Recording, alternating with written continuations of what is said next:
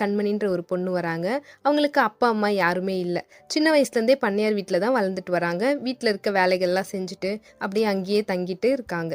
அப்போ ஒரு நாள் பரண் மேல இருக்க பாத்திரம், பூஜை பாத்திரம் எல்லாத்தையுமே கழுவி வைக்க சொல்லி சொல்றாங்க. மேல இருக்க பாத்திரம்லாம் எடுத்து வச்சு கழுவிட்டு இருக்காங்க. அப்போ ஒரு விளக்கு வித்தியாசமா இருக்கு. அத எடுத்து கழுவலான்னு எடுத்து தேய்ச்சிட்டு இருக்கப்ப, அதுலேருந்து டக்குன்னு புகை வருது.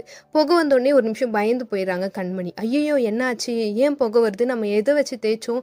எதுக்காக புகை வருது?" அப்படின்னு யோசிக்கிறாங்க. அப்ப புகையிலேருந்து ஒரு உருவமும் தெரியுது. அத பார்த்து இன்னும் அவங்க ரொம்ப மயங்கி போற ஸ்டேஜுக்கே போயிடுறாங்க. அப்புறம் அதுலேருந்து பூதம் சொல்லுது, "பயப்படாத, பயப்படாத.